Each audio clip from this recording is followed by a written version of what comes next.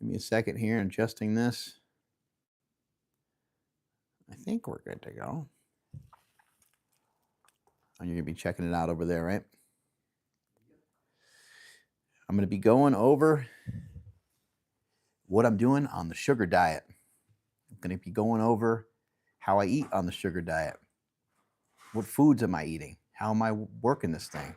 Here's some of the foods I'm eating right here. I brought some with me today in my lunchbox. Here's my meal prep. Look at that. Holy shit. Did Smelly go vegan? Carrots, celery, a radish, all good crunchy stuff. We're filming off my phone here, so with this other recording, if you're wondering why I'm staring this way, it's because I got some people live over here, so I might be going back and forth between the two cameras. You able to see it over there, Ryan? You able to hop on the live feed there? Yeah. Okay, so let me see where I can start here. First, I'm going to share with you kind of why I'm doing the sugar diet. And I want to share a bunch of stuff about this particular diet and the impact it's having on me so far. First off, it's way too early for me to celebrate and say, I found the diet that's going to work for me and everybody else. It's only just a couple weeks in. Thus far, I've lost about 5 pounds. It's probably been about 8 weeks. That's not like the craziest amount of weight loss ever, but I am getting leaner, and I'm getting leaner just like nice and easy, nice and slow. And it's preferred. So that way there's like not suffering, right? I don't feel like I've had a big reduction in calories, but obviously when you lose 5 pounds, according to the math, it's 3,500 calories per pound. You multiply that bitch by 5, and you got a lot of calories that are missing from my diet, and I don't feel hungry. Even more so, I feel like I have really great energy. Not superior energy to what I've experienced on like carnivore, not better energy than I've had with keto, but the energy is high and the calories are low. The reason why that's important is because I have felt like shit before on a ketogenic diet. I have felt like shit before using intermittent fasting. I felt like shit before utilizing a carnivore diet. And it's because I over carnivored or I over fasted or I over ketoed. And I also, my calories were very low. So with eating vegetables and eating fruit, this is a way to submarine your calories and to submarine and to knock down your fats. Again, I want to repeat, I am not a believer that any of the macronutrients make you fat. Your decisions to overeat and or your body's inability to realize that you've gone rogue and that you're on autopilot and you're in a feeding frenzy, overeating is what makes us fat. And overeating, you can probably point the finger at overeating and say it's what is responsible for disease. Diabetes, heart disease, cholesterol issues, dementia, and so on. Dementia is an interesting one because I know a lot of people that have dementia and they're not overweight. But we see the same thing with diabetes sometimes. And sometimes what people are is they're like under muscled. The sarcopenia kicks in as they get older and they run into a lot of issues. But I also want to say that it would be hard to contend. It'd be great to communicate with Dr. Mike Israetel, Lane Norton, who I know recently had a debate on Dominic D'Agostino's podcast talking about sugar with another doctor. And I'm sure that came out great. I can't wait till that episode comes out. I'm really excited to listen to that. But it would be great to not even debate, but go back and forth, have some back and forth, some conversation with any of these guys and a Stan Efferding or somebody like that, and talk to them about, look, if someone was to basically follow the food pyramid, could they get shredded off of it? And I know that we say the food pyramid is like bad and we have all these things. The food pyramid and or any other dietary suggestions or recommendations, if it was without fat, I think it would be hard. I personally believe that it would be very difficult to have some of these diseases in the absence of fat. Now, that would mean that you're plunging your fats down so low that your calories are either, the same as your maintenance, or they're below your maintenance, right? Anyway, these are just some of my thoughts. I want to make that perfectly clear. I'm not just like jumping ship. I don't think keto is bad. I don't think carnivore is bad. I got a lot of respect for the people that are in the carnivore community, such as Dr. Sean Baker, uh, such as Paul Saladino. These are all people I care about. These are all people that are friends of mine.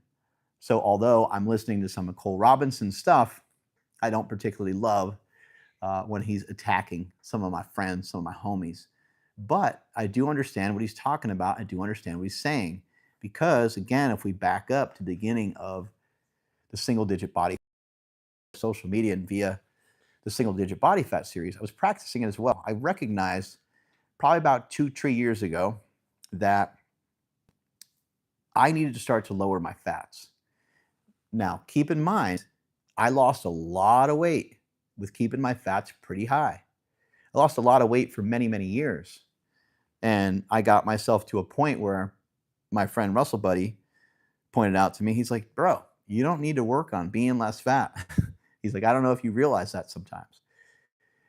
I do realize that. I acknowledge that. And I appreciate the compliment from my friend Russell Buddy. I'll take compliments all day, right? Feels good. I'm in recognition of that, but I am trying to weigh less because I have this goal of I will run 400 meters in under 60 seconds. And the goal is to do it before I turn 50. I'm 48. So I got about a year and a half to accomplish that. It will happen.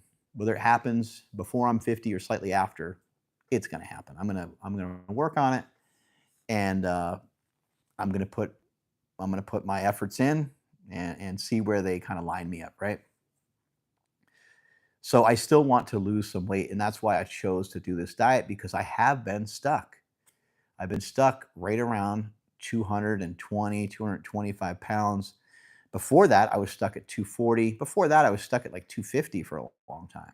Sometimes these stalls and these things happen.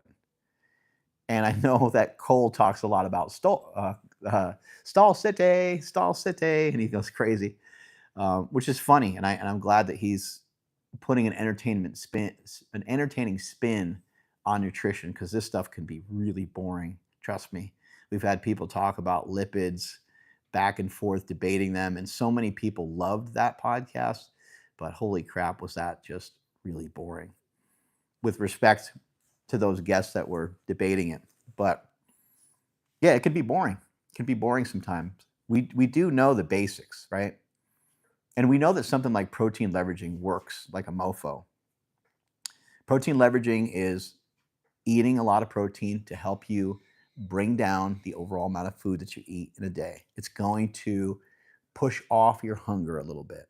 Okay. It's going to be satiating. It might not be super satisfying though. And we have to we got to keep that in mind. Like eating, if I was to eat this whole thing of vegetables right here, of carrots and celery and some radishes, that might fill me up. That might be satiating. That might fill in the need for, like the literal need for food.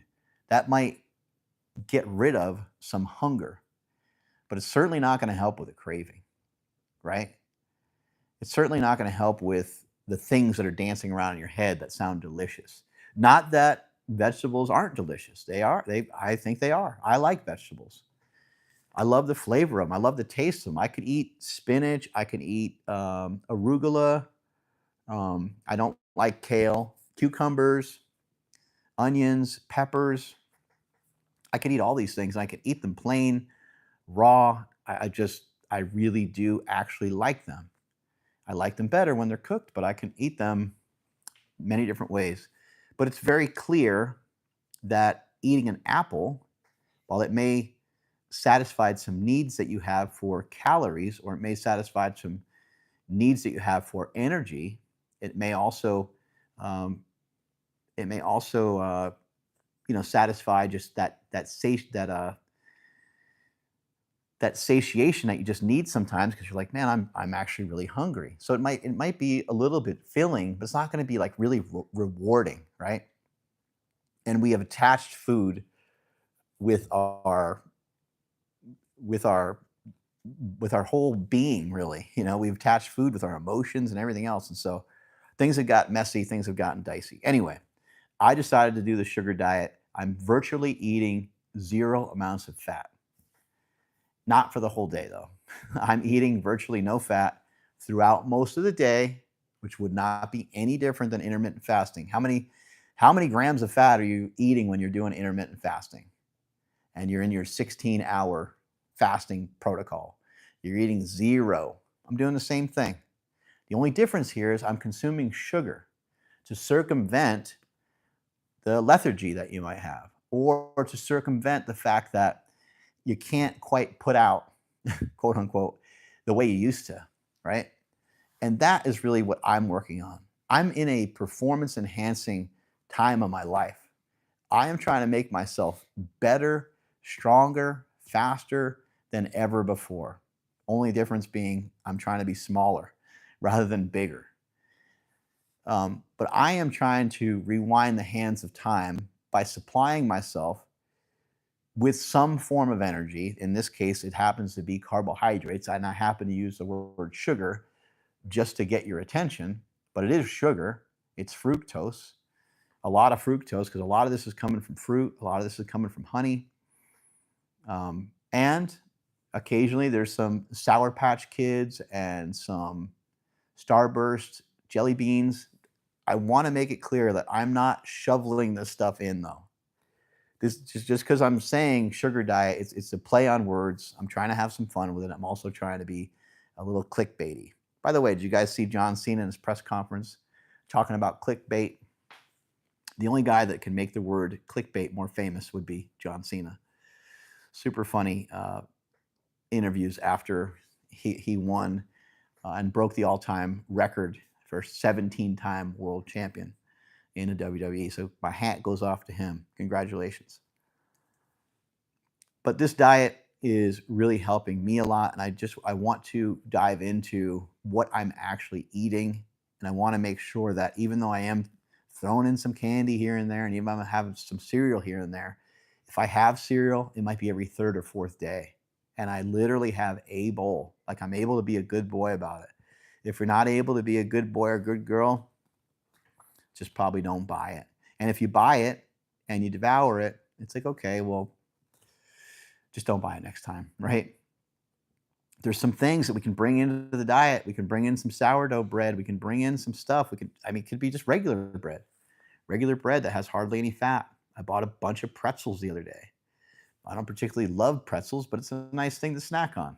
How many pretzels have I eaten since I bought 2 bags of pretzels that have everything bagel seasoning on them? I think they have like 1 gram of fat or something like that in a serving. Not that many. Like, I have like a bag and a half left. So there's stuff like that I'm purchasing just so I have options. And I found that these hedonic responses, eating the Sour Patch Kids, perhaps before a workout, or like today, what I did is I drank some apple juice before the workout today, and that just felt great. And that's just to be able to chug apple juice when you've been a low carb guy for so long, that felt amazing. So let me give you my day, and specifically, I'll just give you today. What I ate so far today is around, I think it's around 6:30 or 7 p.m. right now. I don't know. I've been working and working out. But anyway, what I've eaten so far today, I woke up and I had a decaf iced coffee that I put honey in last night when it was still warm, and I blended it, and I threw in a thing of hydration from Within You brand, my company, and I utilized the salted caramel. So I blend that up last night, let it sit on the counter, it gets nice and cold, and I drank that first thing in the morning. I woke up today, by the way, weighing 213. So we're making some good progress, and I'm super pumped and super excited. I'm trying to keep it in my mind, like we're going to see 209, we're going to see 209, we're going to see 209, and that's going to be a major breakthrough because I've only been able to achieve that with like dry fasting, and I've only had that happen just for like real quick moments. And I am going to get to questions, so please keep the questions coming in. I will be getting to them after I just explain my day. After that, I got some blueberries, some raspberries, and some blackberries. And I dumped some cinnamon on there. Cinnamon is a glucose disposal agent, which means it will help drive the carbohydrates into the muscle cells. So why not add some freaking cinnamon? So I did that. And I also threw some honey on there. And on top of that, I also used RX Sugar. RX Sugar is a great company, by the way, that makes all kinds of low carb products, which I'll have to get to that maybe in another video because there's a lot to discuss around that, or maybe I could share it here today. I still utilize low carb stuff. I still utilize diet soda. I still utilize Gatorade Zero, and I'll talk about that a little bit more in a minute. But anyway, so in this bowl, I dump a little bit of that allulose sugar from RX Sugar on there, and the RX Sugar allulose and allulose in general is going to be something that can help you regulate your blood sugar when you're going to experience a blood sugar spike. I want to make it perfectly clear. I hope that I mention this as many times as needed, and I hope everyone gets this picture. Spiking your glucose is not a bad thing, and having your insulin levels go along with that glucose is not a bad thing. The insulin is there to help you clear glucose and put the glucose in the right spots. Somebody else could say that much better than me, and I may have butchered a little bit of that, but that's my understanding. So that's why I did that. And also just providing a little bit more fiber. There's already some good fiber in there from the berries and so on. Berries, by the way, they go a long way. They're not as dense in calories as something like a date. I actually really love dates. I actually think that dates and honey are like magical because everything else that's been made throughout human history that's been like man-made is just to try to replicate how awesome dates are and how awesome honey is, how sweet they are, and how awesome sugar is. Sugar is a plant, right? And we adulterate it, we refine it, and so on, and we do stuff to it to make it even more awesome than it already is. And allulose is from a plant as well. These things that are sweet and delicious, they happen to come from plants, and they provide us with really cool energy, which is a really interesting thing. You think about the way a tree, breathes. It breathes the exact opposite way as us, and we're having an oxygen CO2 exchange with a plant, right? So now it might make some sense to have another energy exchange with a plant, and that's what all these things are. These are all plants to some degree. So I had this thing of berries, blueberries, raspberries, and blackberries.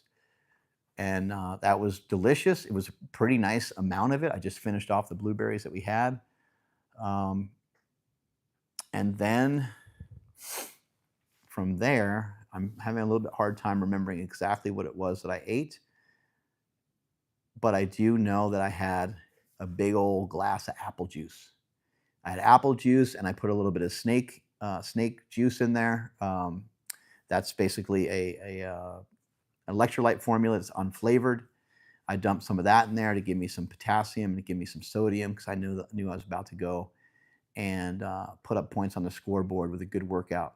I do think I ate some dates, and also I know I did this yesterday, but I don't think I did this today. Yesterday I had 3 rice cakes before I worked out, and I poured honey on the rice cakes and I put salt on top of the honey, and that was awesome. And they're like caramel rice cakes or something. I had 3 of them. Each rice cake has about 1 gram of fat. But for today, I didn't do that, and I haven't eaten any fat.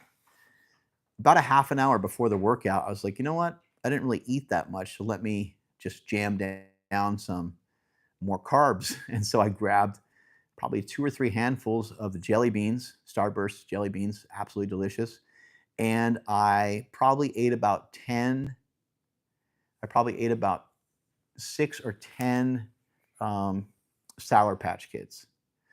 And those were delicious and yummy. Ran out the door and kicked ass in my training session. Worked out with Ryan Soper and Eric Dudka, and we all had a great workout. And since that time, the only thing I've eaten are these vegetables. So now we're getting in the latter half of the day. And when I go home, what I cooked up a few days ago or 2 days ago is 99% lean ground turkey. I'm not sure how much fat grams that has in it, but 99% sounds pretty lean to me. I cooked up 2 packets of that with a stir fry of vegetables, peppers. Yeah, it's just I guess it basically was just peppers and peppers and like broccoli and maybe some onions were in there as well. And I was shocked at how good it came out because all I poured on there was salt. And I was like, this is not going to be that good. The turkey's going to be dry. This whole thing's going to suck. It's actually amazing. I cooked the vegetables first, cooked them for probably 5 minutes. Like you got to cook the shit out of vegetables. No oil or nothing in the pan. I threw it in a wok and I threw the top on it and it kind of steamed and cooked the vegetables. And then I threw in the 2 pounds of 99% lean ground turkey, seasoned it with salt. And when I was done, I put it in a bowl, and then I was like trying to think of some other stuff to eat with it. Because anyway, I ate that last night, and that's what I'm going to be eating tonight. And I cooked up a New York strip from Piedmontese, chopped the fat off the side, and that's what I ate like post workout yesterday. But that's what I'll be eating. I'll be eating something similar when I go home today, except for I'll be having the 99% lean turkey, and I'll also be cooking up some scallops. Scallops, by the way, it's hard to find anything in nature that's leaner than a scallop. Pretty much 0.5 grams of fat or something per serving, like ridiculous. Shrimp is the same way. So pick one or the other. Maybe you like both like me, but some people don't really like them that much. But I just think that some of these foods, even if you don't necessarily love them, I still think it's wise to eat them here and there. Not as your main diet, not as like everything that you have all the time, but something that maybe just once a day you just submarine those fats, just make them real low. Could be a great start for a lot of you, and for a lot of you that have been stuck in Stall City. So that usually concludes what I eat for the day. Now here's where things go back to my keto low carb background. At this point, it's now 8 o'clock, 9 o'clock tonight. It's going to be a little bit late, and because it's that late in the evening and stuff, I might be conscious and I forgot to mention I'm going to eat potatoes with the meal that I have tonight. That might be noteworthy for some of you. So I do have like a starch or some starch. I mentioned, excuse me, I mentioned the rice cakes earlier. So I do have some starches mixed in there, here and there, but it doesn't make up a heavy percentage of my diet. It's mainly my main source of energy is literally fruit, vegetables, honey, and a little bit of candy. A very little bit of candy. My nose started whistling. You ever have that happen? Start whistling? So back to this idea that, where I'm utilizing my experience from low carb and utilizing my experience from like keto diets and stuff like that. So we know that I can't have a lot of fat. I'm literally trying to keep my fats as close to zero as I can for the day. And I'm trying to get through each day that way. And when I say I'm trying to get through it that way, I don't mean it's because I'm sluggish or I'm tired. Actually, I feel fired up and have a lot of energy. And my workouts have been more intense than ever. They feel awesome. And I want to make that perfectly clear. Again, that's why I chose this diet, is for the performance enhancement side of it. And I wanted to test it out. I got some of the ideas from John Hack when he was here. He had a big influence on me with how fucking big he is and how athletic he is. And he was like, dude, it's going to make a world of difference just to throw in a little bit of carbohydrate. He didn't mean for me to do this, because now I'm starting to eat, 5, 6, 700. I mean, there's probably been days where I've had 800, 900 grams of carbohydrate. Whereas before, it was rare for me to have 800 calories that came from carbohydrates.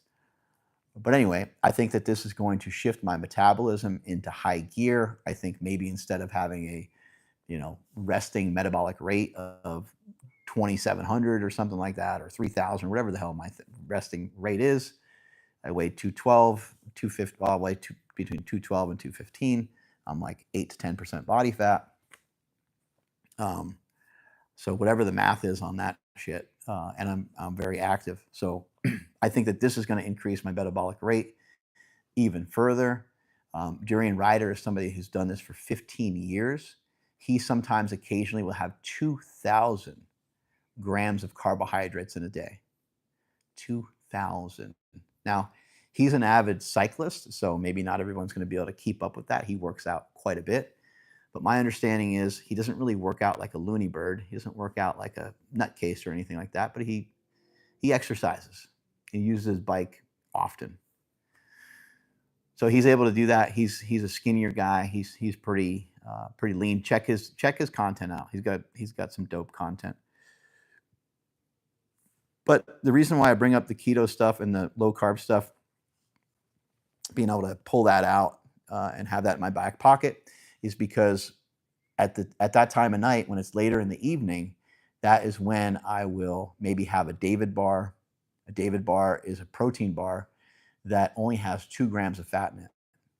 There's also another company called Perillo, and Perillo makes protein bars that only have, I think, 2 grams of fat. So there's some options out there, but man, it's not easy to find like a protein bar that's low in fat. The other thing I forgot to mention was throughout the morning time, there's also no protein, or next to none. I think yesterday maybe I had a little bit of protein in my iced coffee, like half a scoop or something.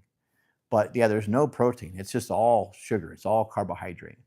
And for now, there's not really any reason for it other than just experimenting.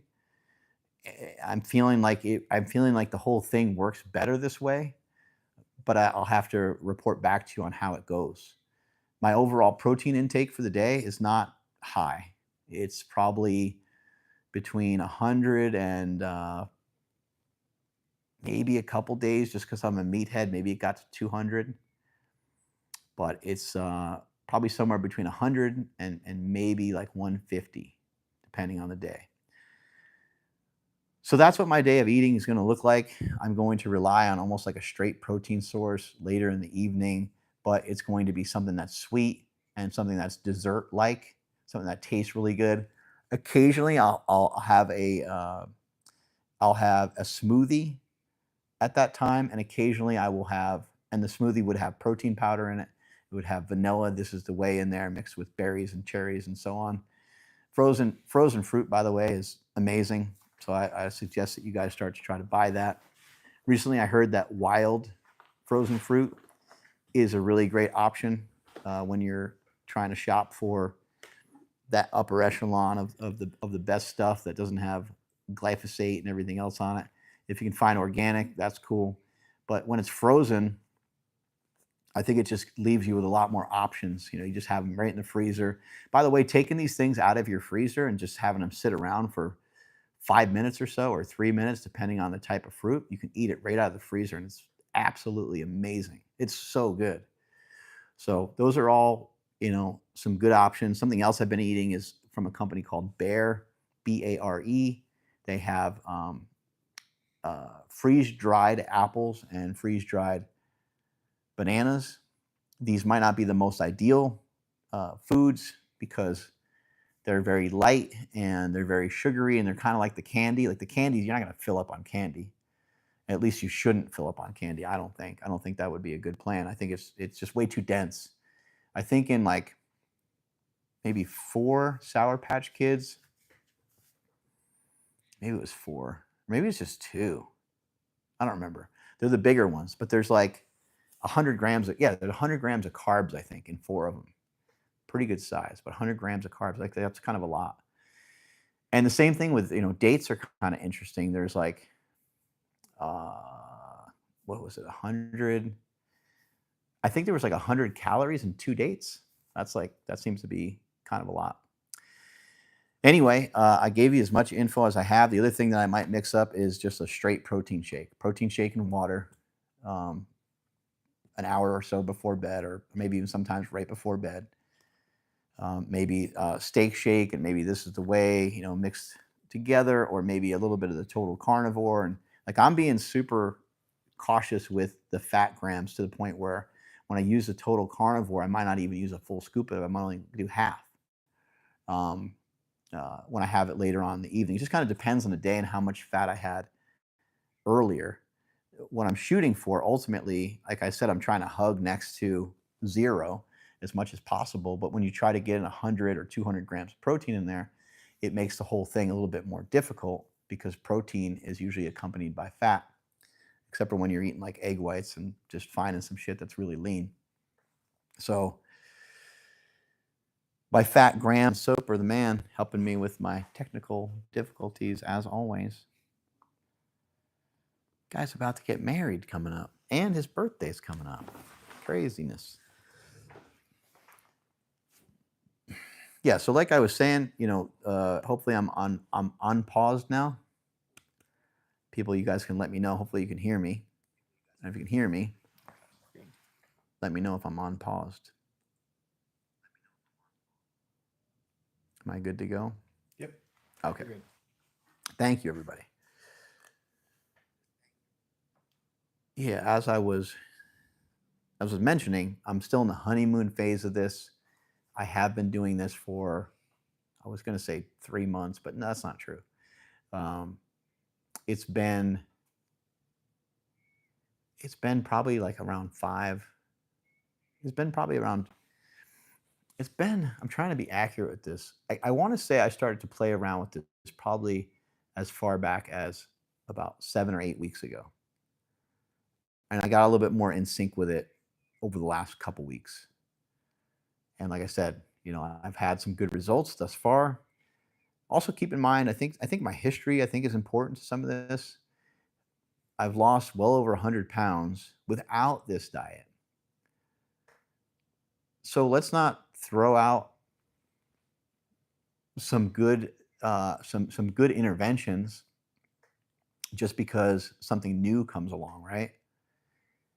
Carnivore and keto and just low carb, like a low carb lifestyle, is probably the way that I am going to choose to live out most of my days at some point.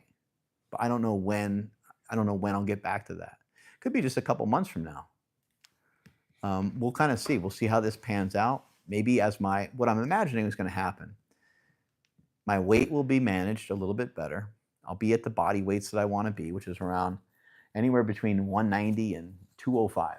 Like, all of that would be great. Because again, I think the lighter I am, the easier it's going to be for me to get my ass around the track a little bit better. So once that's managed, then I will probably move into carb cycling. I'll still have some weird days where the carbs are spiked up pretty high. The fats will be dropped down to the bucket. See, the thing is that, and then the next day will be the opposite of that, and so forth, right? And the protein will stay about the same. The thing is, with a lot of the things I've been sharing with you guys, fasting, intermittent fasting, dry fasting, fake fasting, ketogenic diets, carnivore,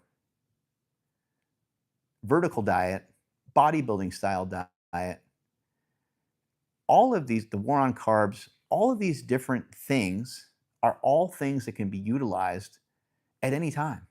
You can pull them out of your back pocket at any time. You can have a day where you just get after it. It's fucking 4th of July or whatever. And you're with your friends and you want to drink and you want to eat whatever's at a barbecue. Go for it, man. Like, go ahead and eat what you need to eat.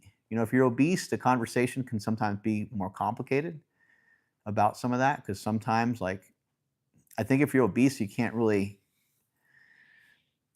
give yourself the green light really ever until you get that sorted out. Once that's sorted out, then yeah, you can you get yourself to a reasonable body weight. I'm not saying that you can't ever cheat on your diet. What I'm saying is you can't just give yourself a green light to kind of like do whatever. But if you're listening to this and like you're in decent shape, but you're just a little fatter than you'd like, that's kind of a different thing. Like every other week or so, yeah, throw in, eat a little bit of what you want. If it becomes a thing, it becomes like an event, then you might need to think, reevaluate, like, exactly how you're going to navigate going off the plan. But anytime you do go off the plan, the next day you can fast. The next day you can try this diet. This diet is interesting because you can literally do a sugar fast. So you can go the whole day eating some fruit, eating some vegetables. You could just do a vegan day, which sounds crazy, right? Or, if you're worried about the muscle mass and so on, throw in a little bit of protein, throw in a little bit of lean meat, or throw in like a protein shake or two. And these can be strategies. You don't have to like do this diet perpetually forever, but maybe you do. Maybe you're Durian Rider. Maybe you're the next Durian Rider and you do this diet for the next 15 years. Or maybe you're the next Cole Robinson and you do this diet for like a long time. I don't know. I don't know what I'm going to do. I don't know if I'm going to be doing this I don't know for how long. I do know that I will be getting some blood work done in a little bit. And it'll be interesting to see if there's been any changes or anything different. I'm getting a fasted insulin reading. Obviously, they're going to do glucose and check the lipids and just, I don't know, sort of see sort of what's going on. And I'm interested to see the results. Like, is it possible for me to have, altered, or cholesterol or triglycerides that don't look well, that don't look good when I'm not consuming any fat? I would think that would be almost impossible to have happen. Keep in mind, fatty liver, diabetes, all these things, they happen not just because of the carbohydrates, but they happen because of carbohydrates and fats, and probably more so the fats than anything else. There's been a lot of people saying more recently that if diabetes was discovered today, that it would be considered a lipid disease and not a glucose disease, which that just kind of blows my mind in some ways. But that's coming from the best. That's coming from the Peter Itias and some of the best in the game. So I'm not just like making this stuff up and throwing it out there. And these are things, I have to be honest with you, these are things I didn't really know about. I did know, and I have been aware of bodybuilding diets forever. I've known about them for at least 25 years. I remember John Cena getting ready for his first bodybuilding show. He got absolutely peeled and shredded, and he primarily had like 2 protein shakes a day and I think a couple of chicken breasts. And so he did a protein sparing modified fast. Another thing that I've taught you guys about, that you can pull that card out whenever you want.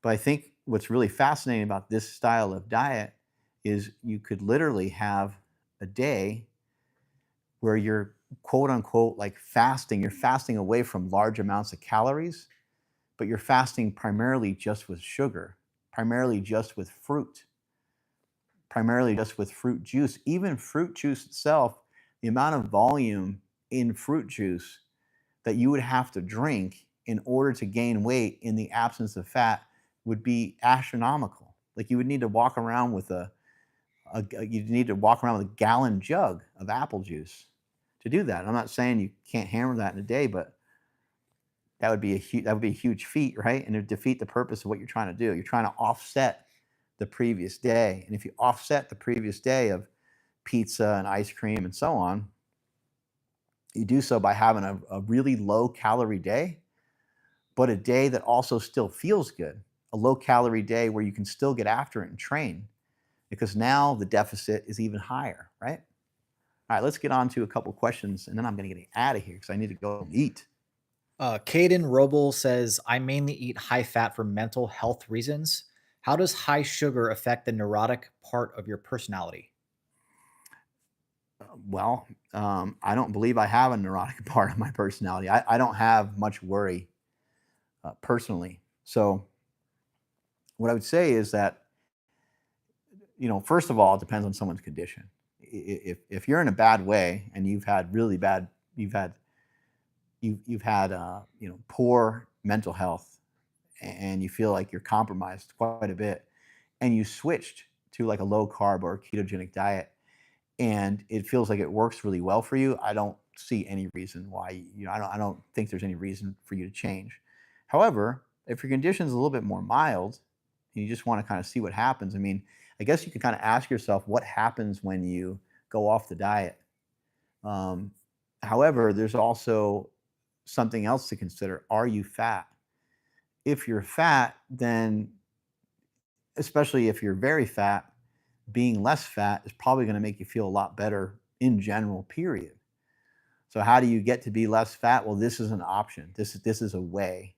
And if you're currently not making much progress with what you're doing, or you're not making any progress, or you have kind of continued to flounder and kind of be back and forth and yo-yo and so on, then what you're doing is not effective.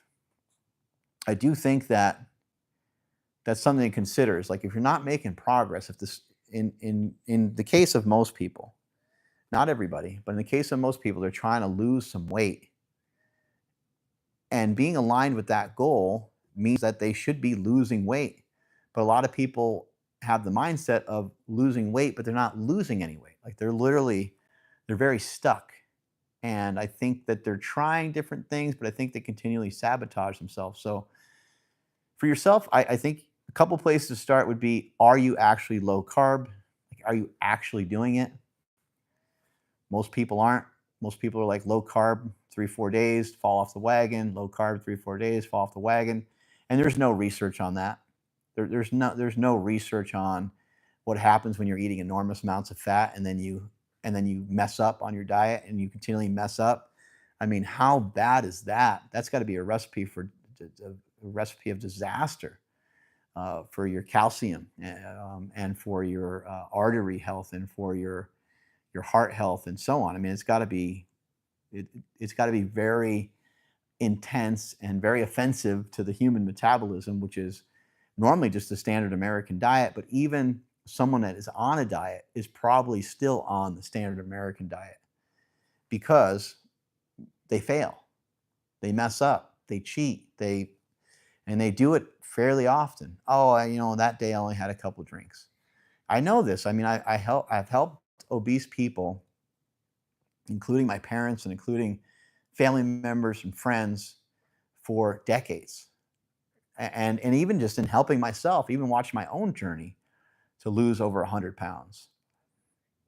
I mean, nowadays it's been weeks and months. Like I can go really long periods of time without any like cheat because I know how to bring stuff into the diet that just it's not gonna count against me for anything. It's not gonna register as any negative impact on me, hardly at all. And I can eat just about anything. I mean, with what I'm doing right now, this is super precise and this is super dialed in, and I don't have any plans to go anywhere else for a bit. So I'm locked in on this. But that even sells this to me even more because, like, why am I so locked in? What is it doing for my mental health?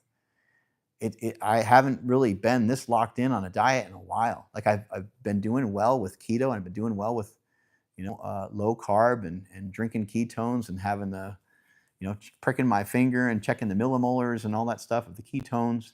I was doing well with that, but the amount of days that I would make it through without overeating just probably weren't that many. And that's why I ended up stalling out. That's why I ended up being stuck. And so for yourself, somebody with a mental health issue, I don't want to ever come off as if I'm some sort of doctor because I could really hurt somebody in this situation. So if what you're doing feels like it's working and you're actually following a low carb style diet, and that's great. But you have some questions to ask yourself. Are you fat? Are you trying to lose fat?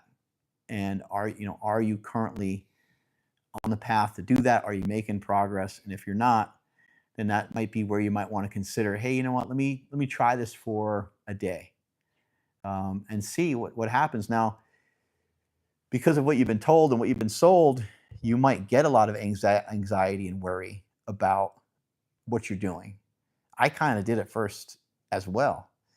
And so you do want to be kind of cautious too. You don't want to just like smash some sort of crazy meal that has like 450 grams of carbohydrates in it, like out of nowhere.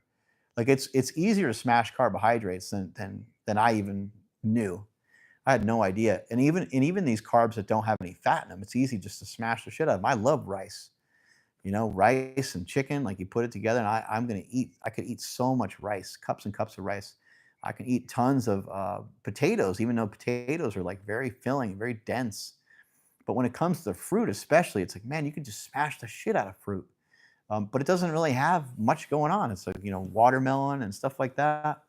Um, you know, Cole Robinson oftentimes says wet fruit, and he's talking more about like the berries and plums and peaches and pears, uh, and all those kinds of fruits. But literally, you can have any fruits that you want.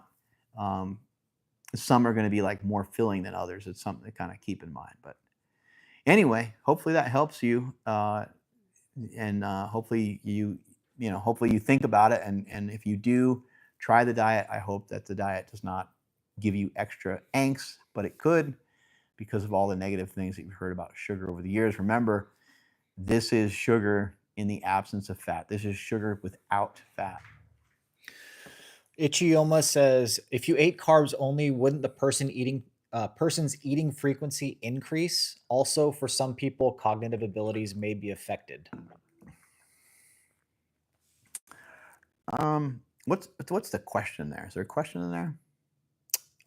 It looks like the question is they're asking if their eating frequency would increase with carbs. I think what you're looking for here is you want your eating frequency to increase greatly. Bring fruit with you. Bring fruit to work. Have access to fruit. Have access to fruit, vegetables, whatever you can get your hands on. I personally really like pickles a lot, so I'll eat those as well. But it's mainly just fruit throughout the day. Just smashing the crap out of fruit. Apples are always really super easy to carry with you. Bananas are also really easy to lug along with you. Berries and stuff like that, fairly portable as well. Like none of these things have any difficulty to them in lugging them around. They really don't need to be kept in the refrigerator or anything like that. You can easily throw them in your work bag or whatever you need. Like, so it's super convenient. You can also stop at a gas station, get some apple juice, some orange juice, and just chug some of that down. You can get a Gatorade. There's just sugar. Like, sugar is literally everywhere. So it's super convenient. And yeah, your meal frequency, you want that to increase, because I believe what's happening is, and I don't know what the research says, but I think if you took two people and one person was just really uh, hammering the fuck out of carbohydrate, especially like from fruit, that person's metabolic rate would be slightly higher. It could be small amount, but it should be slightly higher than if that same person did a diet that is lower in carbohydrate. Their metabolic rate might be a little bit lower. I'm not 100% sure how accurate that is. I do know that this saying's been around for a long time, is that fat burns in the flame of carbohydrates. And I believe, if I'm to really think about it, what that means is, I think that your fat is like the oil in your car, and the carbs are like the gasoline. You're burning through a lot of gasoline, right? But the fat is going to be something that you burn through much, much slower. But the more that you drive that car and the more that you rev that engine, you're going to be using more energy consistently. Therefore, you're probably going to need an oil change sooner, because you're putting more miles on the car. But also, what kind of miles on the car are you putting? Are you expending a lot of energy all the time? If you're expending a lot of energy all the time, then those maybe the fat is able to come off your body a little easier, because your outputs are better. And I think that's where this diet does fit in for a lot of people, is like, what's your output like? Do you go and try to exercise and you can't push yourself? You go and train, and let's say you're supposed to do like some sets of 8 reps or something, and and you get to the seventh rep and you're pretty tired and you barely make the eighth rep. But what I'm noticing right now is that I get to the seventh rep and I'm like, I might as well just do 12. This feels awesome. The rest intervals in between the sets, like so many things feel like they're getting better. Also, we have to keep in mind that carbohydrates help to deliver oxygen to the muscles. And that's, I mean, that has to mean something. That has to be a big factor. I'm not saying your body won't, because you have to remember it all comes down to glucose, right? Once it's inside the body, once the carbohydrates are in the body, they're turned into glucose, and glucose is what delivers that oxygen to the muscles. um, and I think that has to just count for something in terms of your stamina, in terms of your your APT production. I'm all over the place with my words, but it's got to make a big difference in your Krebs cycle, in your ability to just have really good output during your training sessions. I'm not seeing any more questions, but I could go into just reading comments. Yep. Let's see here. So I missed the tag. I lost the comment, but somebody mentioned that it took decades to figure out that carbs weren't bad. Mm. Yeah, I think, it's a natural progression that you're going to evolve and you're going to learn all kinds of things. I mean, there's PhDs, there's doctors and stuff like that that they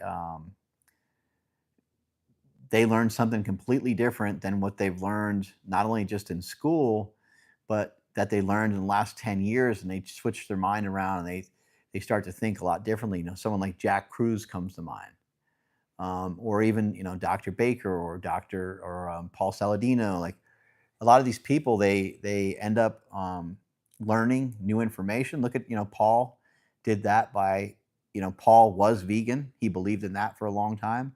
He found out other information. He went carnivore. He did that for a pretty long time. He did carnivore. He wasn't getting the results that he wanted exactly, and so he added fruit to it. So learning these things is a natural evolution.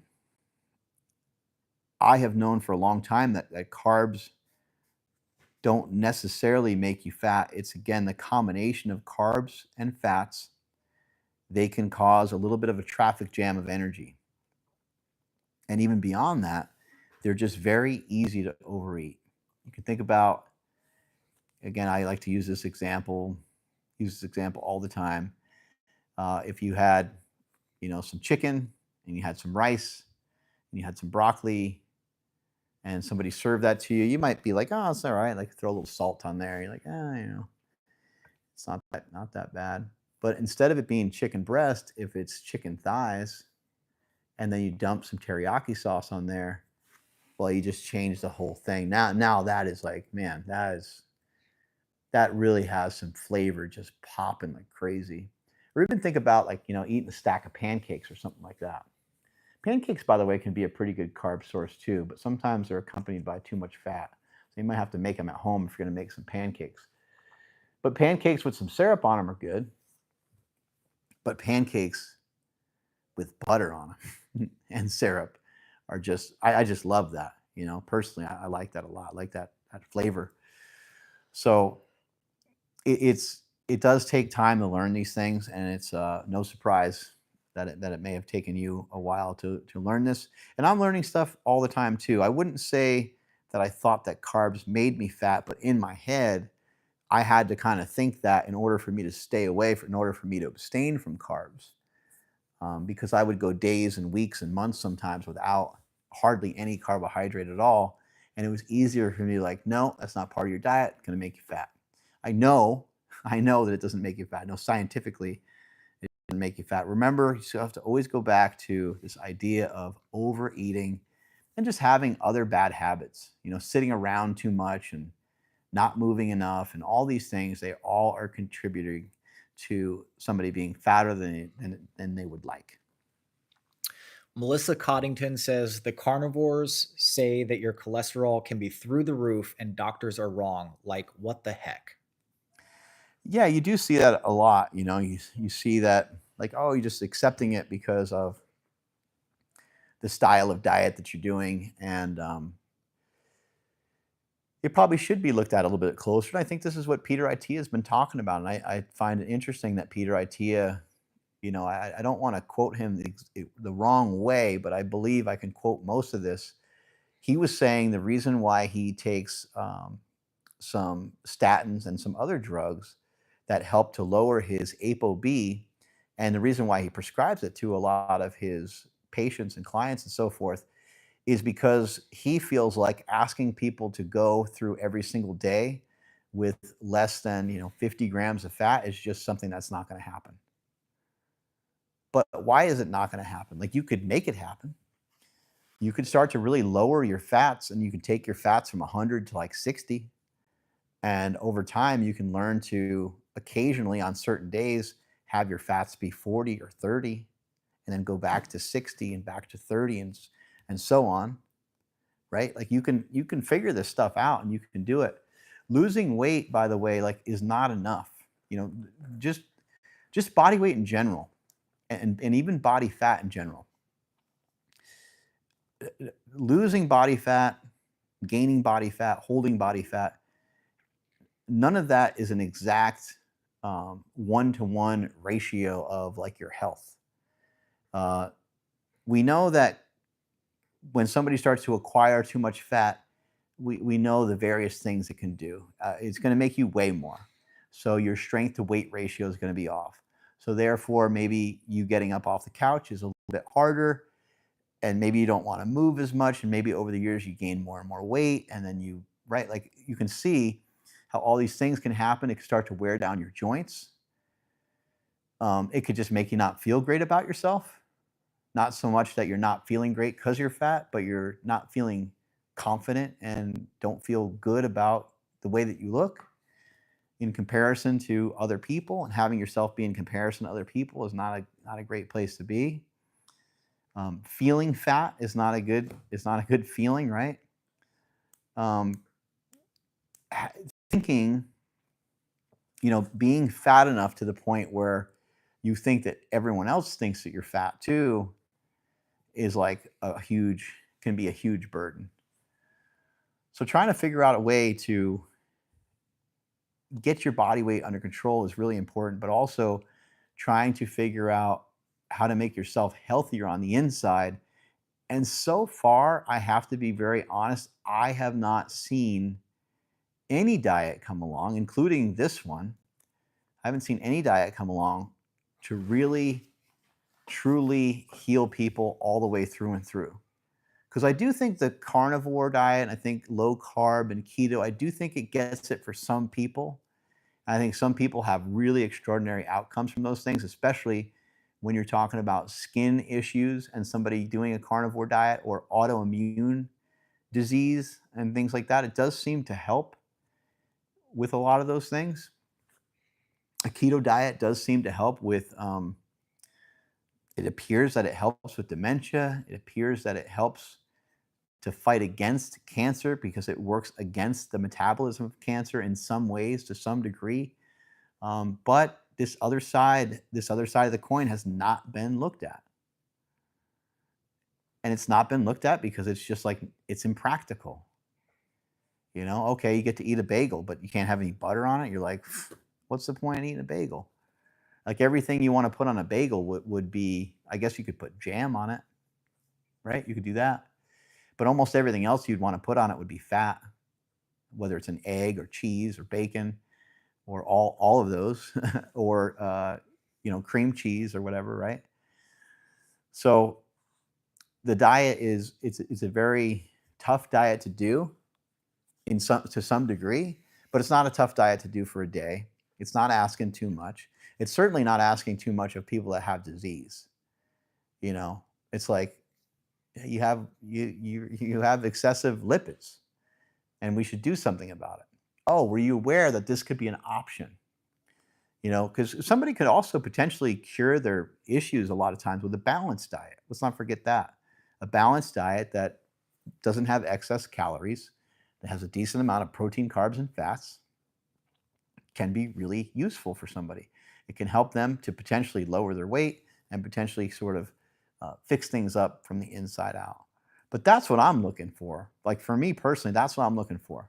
How do you fix yourself from the inside out? How do you make these big changes? Because there are a lot of people with messed up lipid profiles. So I'm not going to say cholesterol, and I don't think any of us should say cholesterol because cholesterol isn't always the problem. And your lipids directly probably aren't always the problem 100% either. It's probably, anyway, we're learning more. We're learning more. There's so much to cholesterol.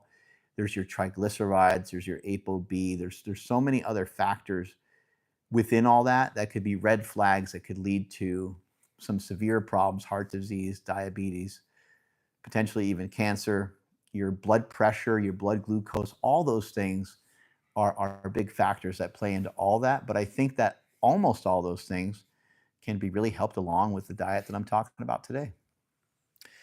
Samuel Kamens wants to know if it's true that your body will use the fat on your body if you stop eating fats. I've heard Cole say that, I think. I would say that that is not something that can really be argued. And I think the point of this diet, again, your overall calories have to be accounted for in that equation. So I don't know if there's like scientific research that, double blind study that's been done on somebody that like, let's say somebody's metabolic rate, puts them at 2,000 calories. And for the next 6 months, they eat 2,500 calories of pretty much pure sugar, fruit and vegetables all day, every day. No protein, hardly any, or really low protein, and hardly any fat at all. Um, they're probably going to be. I can't say that they're not going to put on fat because they're over their calories, but I don't know if a scientific study has ever been done like that. And I would be a little bit surprised if any of those people were able to gain any fat. There's no fat coming in. Um, your body seems like it can turn carbohydrates into fat. It can turn fat into fat. I think 96% of the calories that come from fat can turn to fat in the body, which is a great reason for that. Like what a great mechanism. We store the fat for another time. But in modern times, we don't ever use that fat. We don't ever get emaciated. We don't really ever get to that point. Um, and so we just keep piling on the pounds, year in, year out, with these bouts of overeating that start at holidays. They start at Christmas, Easter, Thanksgiving, the New Year's, your birthday, and just so on, right? There's all these like days where you have these opportunities to gain some weight. Maybe throughout the summer when we have more sunlight and you're just outside more, maybe your weight gain slows down, but as soon as the sun starts to go away, your weight gain starts going up through the roof. You're outside less, you're less active, you're not moving nearly as much, and so on. And so that's when shit starts to really fall apart. So I do agree with Cole that without fat coming in, it's going to be more difficult to gain fat. But the human body is a smart mofo. And so if all you had was carbs, I would imagine at some point, if you were up over your calories, maybe by like 1,000 or something, maybe you would start to hold on or store a little bit of fat. But that's a tremendous amount of eating. That's the point of this diet is when you're eating berries and apples and oranges and even like honey and even apple juice and stuff like that, there's a pretty good amount of volume, pretty good amount of density to these things, pretty good amount of like weight, overall weight. If you think about it like in terms of pounds, let's just say you're a really hungry person and you need 4 pounds of food every day. Well, if you ate, 2 pounds of 2 pounds of fruit, a pound of vegetables, and a pound of meat every day, a pound of really lean meat every day, it would be it's like very, very difficult to have a high amount of calories in those circumstances. I don't know what the equation would be, but I should start to probably make some posts talking about some of this because And Ryan, maybe you can just kind of search for it quick on your computer over there or something. But I think like a pound of blueberries is like 250 calories. Like that's nothing. That's a real drop in the bucket. So you could see that it can allow you, or maybe for some people, it can be more convenient and easier for them to be under their calories every day because of the amount of food that you can eat. And also, again, let's not forget vegetables. You can really stretch things out a lot with vegetables. They have hardly any calories at all in some vegetables.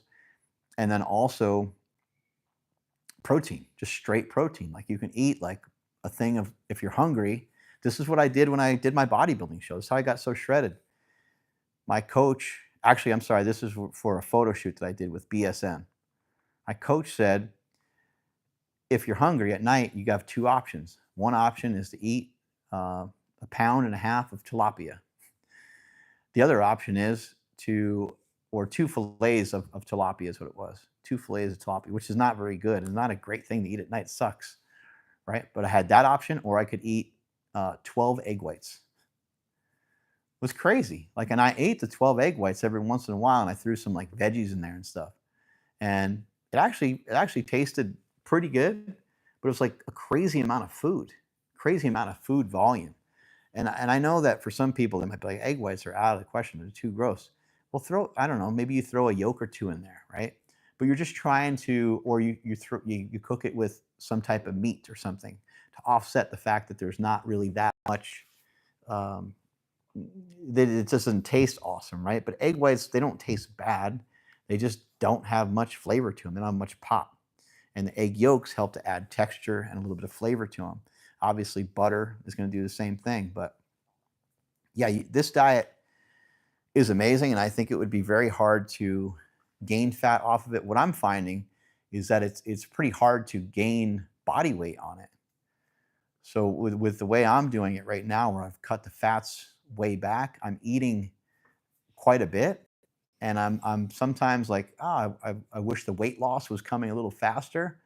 But I think it's hard for the weight loss to come fast when you're already lean. Again, I think I'm around 8% body fat. Stan Efferding said 7. I don't know. I should probably just go get it tested. But yeah, I'm shocked that some days, because I'll hammer so much food, and some days I'm pretty shocked that the scale's not going upward. I do want to say, like, I think the other part that's helpful for me on this diet is that there is some meat in the diet. I love meat. Probably always eat some meat every single day almost. And I would say on most days, I'm having probably close to 2 pounds of meat. Um, Today might be a little lighter because, yeah, because I'm not going to have the same amount of time. I'm going to eat like one meal when I go home, and that'll probably be it. And some days the protein is going to be a little lower. Again, we got to also keep in mind that this is kind of new for me. So I haven't hit my stride with this yet. I haven't figured this out 100% just yet. And I don't want to report to you guys that, hey, I'm only eating 100 grams of protein, or I'm having 75 grams of protein a day. And then you guys try it and you end up, with a disaster going on over there. So let me be the first man through the wall. Let me die on the sword for you guys, and let me, continue to figure it out. In the meantime, you can keep your protein at 1 gram per pound ish. The problem is that protein is almost always accompanied by fat, so you might go over your fat grams. I would say just keep those fat grams as close to zero as you can, especially for those of you that are fat. That's going to help release fat from your body. And otherwise, if it's hard to keep it like close to zero, then keep it under like 30. Terminally Loud Burb says sugar increases metabolic rate. Yeah, it does for sure. Yeah, I mean, it's definitely, Stan Efferding has talked about this with me many times, even looking at my blood work and seeing that some of my markers are like inflammation, and kind of seeing like, you're kind of overtrained type thing. And he would say, hey, throw some carbs in there, because carbs are a mitigator of stress in a way. Like, why do your taste buds and or your brain seem to flip a switch towards eating some of these things. Most of the things, so a lot of the things are like, they're not always sugary, right? But they do have carbs in them almost every time that you feel dysregulated. I don't like to just say stressed because I think that stress is an interpretation. So when I think of stress, I've learned to teach myself to not look at it as a bad thing. I might look at my calendar and I'll go, holy shit, there's 5 podcasts lined up next week. Oh shit, and I have an appointment with this, and I have this other meeting, and I got, this going on with my business and so on. I look at that, and rather than like have stress be interpreted in me as negative, I compute that differently. I digest that a little differently. And I think that, you can get your metabolism, you can train your metabolism to burn food a little differently. We hear the term fat adapted. Well, what about being carb adapted? And what about, you hear insulin sensitivity being thrown around all the time, but no one really teaches you on how to become more insulin sensitive. The way that you do it is you add honey to a lot of stuff. You eat a lot of fruit. You start to eat a lot of things that have carbs in it. So your body is learning, how to deal with that process, right? You can train anything in your body. You can train your jaw. You can train your airway. You can train your neck. You can train your toes, your fingers. You can train your eyes. You can train your nose. You can train everything. Your ears. You can train every single thing in your body. Not everything can be cured or fixed all the time, but a lot of times things can be improved. Your insulin sensitivity can be improved massively. The way that you are utilizing your carbohydrates as fuel, you hear people say sometimes people say, no, no, no, carbs make me fat. And I know for sure that those same people that say that, I could put them on a 400 or 500 gram of carbohydrate a day diet, sink those fats way down, and they will lose tremendous amounts of body fat. So there are things to consider though, like, if you don't like this style of diet and you feel pretty good with your current weight loss, then there's maybe not a reason to do this diet.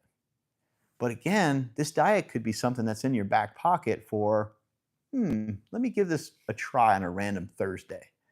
Let me see how this goes. Let me, this Saturday, I'm going to eat this, this, and this at this party. I'm going to enjoy my birthday cake. It's my birthday. And then Sunday, I'm going to actually just do this diet for one day. You've done intermittent fasting before, so it's dumb if you don't try this. It doesn't make any sense. This is easier than intermittent fasting. This is intermittent fruiting, where you're eating fruit throughout the whole day. It's not even intermittent. You're just eating fruit. You're just fasting away from other food. So it's fruit and vegetables and fasting away from other food throughout the day. Make it to 18 hours, make it to 16 hours, make it to 20 hours, make it to 12 hours. It doesn't matter that much. And boom, you have your meal. Now we don't have to worry as much about how lean that meat is. If that's the only meal you're eating for the day, we would have to worry about it if you're somebody that likes to consume a large amount of food. If you're somebody that's going to hammer like 2 pounds of meat in a sitting, or 3 pounds of meat in a sitting, that's when you're going to want the meat to be on the leaner side, or at least half the meat. So maybe you'd have three things of chicken, and maybe one of them would be a chicken breast, 2 chicken thighs, 1 chicken breast, something like that. Some sort of negotiation, some sort of reasonable way of doing things. One use says, yeah, there's really something to this. I've been cranking carbs to the point where I've overeaten and feeling bloated. But the next day, boom, same weight on the scale or less. I've had the same experience. I hammered a ton of food and I was like, oh man, like, I'm like, my hunger got the best of me today. I lost. And then I weigh myself, and sure enough, I'm like lighter. I'm like, what the hell? Like, this is super interesting.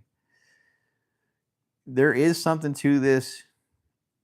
Some people are like, this isn't new. It's kind of new. It kind of is. I know people are like, there's a bodybuilding diet, and there's Durian Rider, and there's, Durian Rider will tell you, he got the diet from, I think it was one of the doctors that discovered type 1 and type 2 diabetes is where he got some of this information from. There's also Ray Peat, who's talked a lot about carbohydrates and healing diabetes. Durian Ryder talks about being able to help people that even have type 1 diabetes. You know how rare that is? Nobody seems to have an answer for those people. And a lot of kids end up getting type 1 diabetes, and it's super sad. So the fact that people are starting to figure some of these things out, it kind of is a little bit more on the newish side, although there were those doctors years ago, and Durian Ryder's been doing this for 15 years.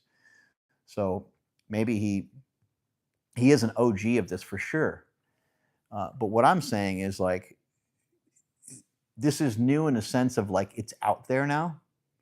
People are hearing it for the first time. A lot of people are hearing it the first time from me. Some people are hearing it from Cole. Like, there's starting to be a lot of buzz about it. And what I mean by it being new is its evolution is kind of new. Having more and more people do the diet and go, wait a second, I think there's something to this. What's going to happen now is there's going to be an explosion of people losing weight. I know there's Ozempic and there's other things out there too. But even with those things, people still struggle to lose weight. This is going to be another option to assist people to lose weight, maybe even faster, maybe more efficiently, or maybe just easier in some way.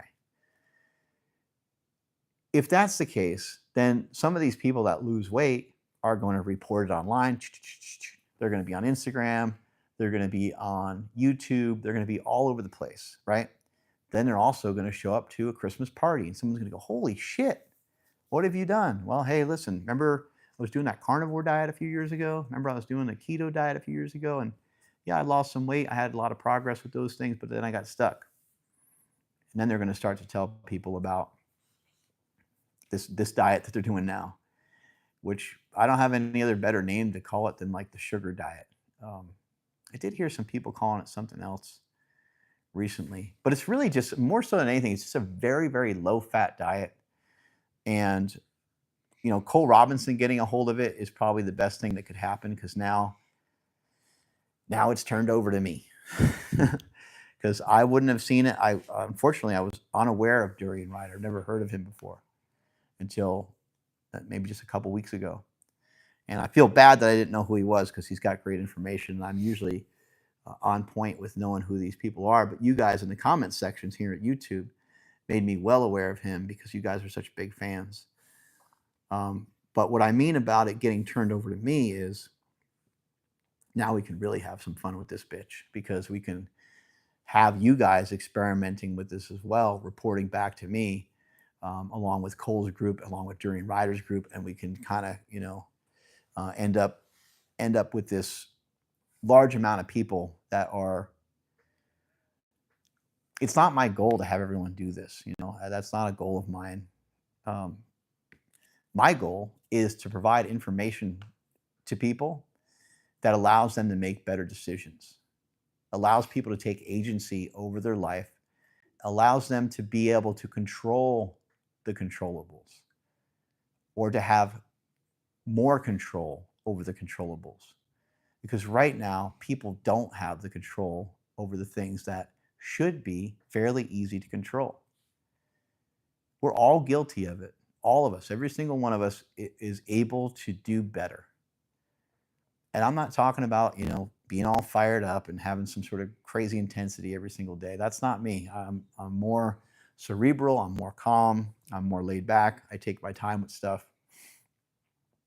But what I am talking about is being armed with great information so you can continue to make the best possible decisions most of the time. You're not going to always make the best decisions all the time, but you're going to make that decision to go on that bike ride. You're going to make that decision to go out on that walk. You're going to make that decision to eat a little bit better because you feel stronger. You feel more awesome.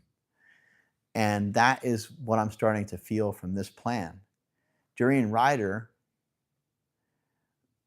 some people might miss out on his information because of what I'm about to say. Durian Ryder is vegan. Make matters even worse, Durian Ryder takes performance enhancing drugs. There's 2 strikes against him. Now you're not going to listen to him at all. You should listen to him. You should listen to everybody. There's such great information. If Cole Robinson didn't listen to him and didn't pick up information from him, it wouldn't have gotten to me. And now it's pinged over to a lot of you. Like, I think this is incredible. I think this is one of the cooler things um, that has happened to me in a while in terms of the fitness space. I've had a lot of great and cool experiences being on the forefront of some really cool things over the years. And teaching people about keto was so much fun. Teaching people about powerlifting and helping powerlifting grow to the popularity that it did at one point. I think it's on the down slope again. Maybe it just feels that way because I'm not in it anymore. But yeah, it's been fun. It's been really fun. It's been amazing to be on the forefront of a lot of stuff and be able to share information and have people like Sean Baker on my show and have people like Dr. Paul Saladino on my show before he became, before he was kind of launched into the stratosphere of having 1 million followers on his Instagram. He was right here. He was on the Power Project.